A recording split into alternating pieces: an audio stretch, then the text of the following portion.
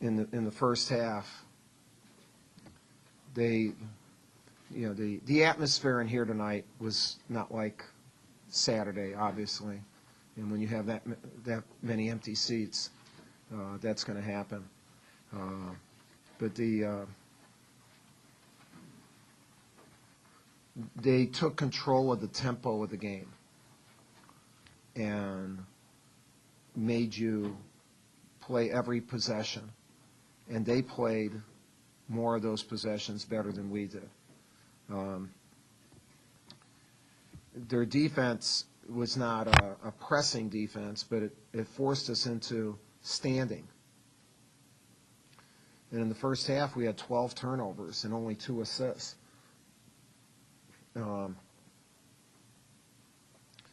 We just didn't attack it well, and to their credit, they played their defense well.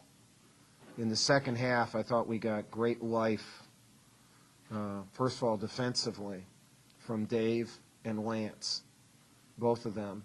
And G made 3 big plays. It's the 2 threes he hit.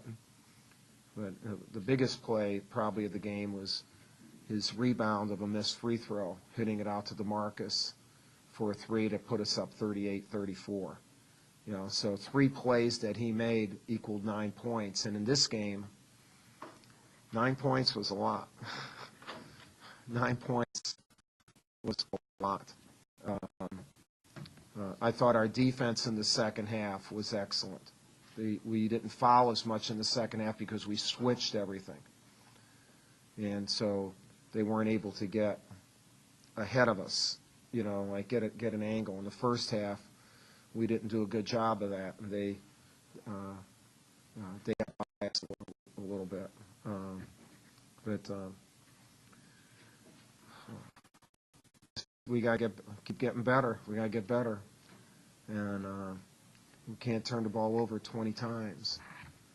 There's 20 turnover, 9 assists, 18 turnover, 12 assists. Somewhere along the line, you got to pay the piper for that. And you usually pay the piper with losses. And we haven't had to do that except once so far, and that's because our defense has saved us. Thank goodness for that. Any questions that y'all have?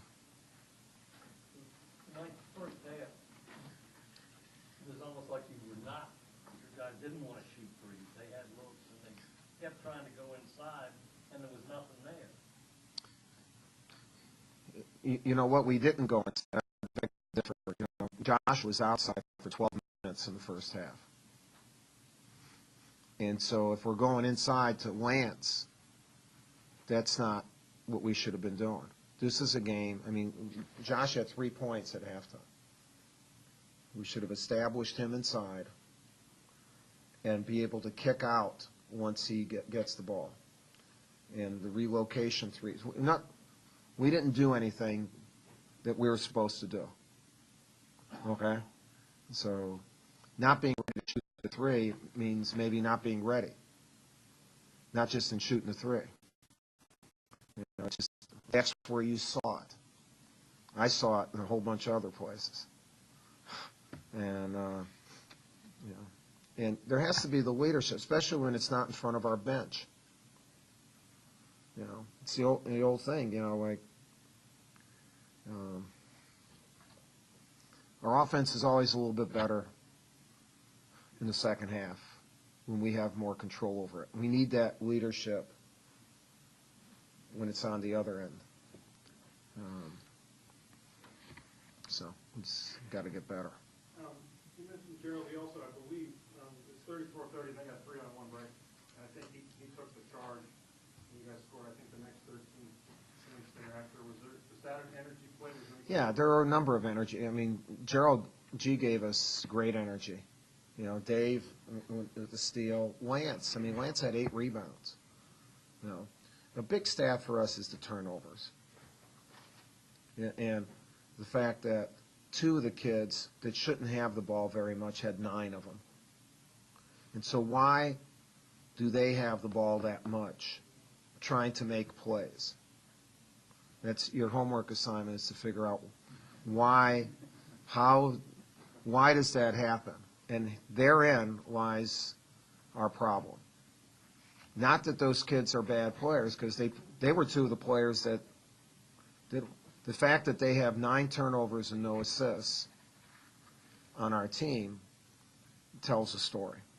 And that's the story we got to change.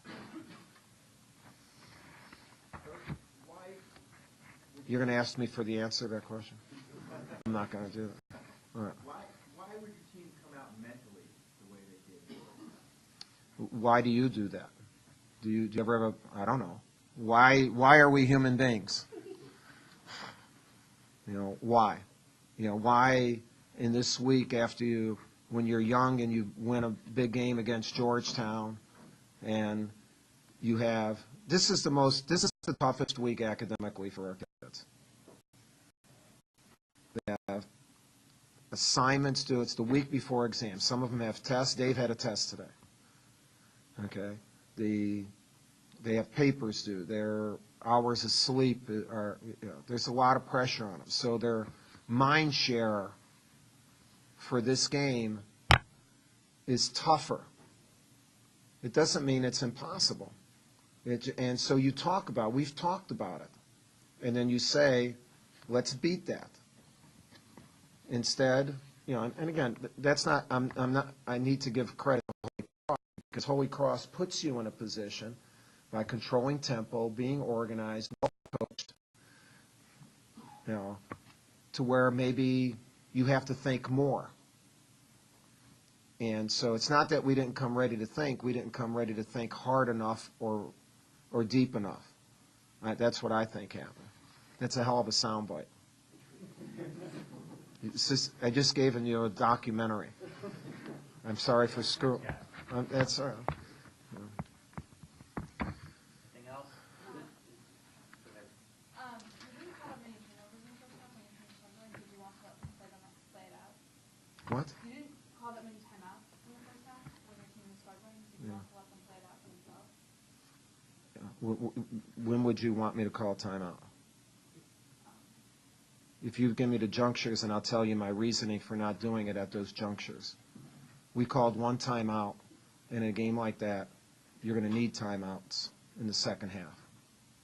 And a team that needs to have timeouts called for them all the time will be a team that will be called a losing team.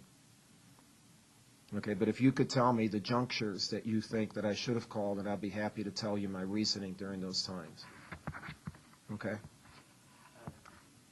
You said kind of with a young team you're teaching all the time, and I guess they're going to have their highs and lows, hopefully more highs. Yeah. Well, we won. We won. Hell, we've had teams around here that don't win, and we win. We've won. We have to learn to win better. The fact is, I'm proud of my guys that they played defense and mucked it out in a game that you could lose. So, we're down by 6 at halftime. We won by 12, and we were under 50% in free throws. So something good happened too. Otherwise, and I did use my timeouts. Maybe that was the key. I need more timeouts, about 8 of them, so I can call them in the first half too. Have you got a chance to watch Georgia Mason at all? No. Any thoughts about that? No, I don't have any because I haven't watched them. Any other questions? Is Greg feeling okay? He didn't play. Who? Greg Paul, is he feeling okay? He played 28 minutes. It's a lot of minutes. Yeah, he's fine. Physically, he's fine. I talked to him. I'm going to call him right now. But he's home. He's finishing up. There are 3 courses that he didn't have finals in, but he had projects that he has to turn in the next week and a half. So he's doing that, and he had good grades going in those, and he had to medically withdraw from another one. But it's just going to take time. We'll get Brian. We'll get a better idea of that like after Christmas, and then when he comes back, to test how his spleen is, because that's the thing with mono. You know, that difference, you know, you can't do that. You can't play or do anything because of the spleen. Mike, is that home here or back in the storm or home at No, he's home in L.A. It's, we did that with Dunleavy, even during the semester, just for a while, because it's better. I remember when he was back Yeah. before. It's just better. Even Shav, when he had it, of course, he was in Raleigh, so.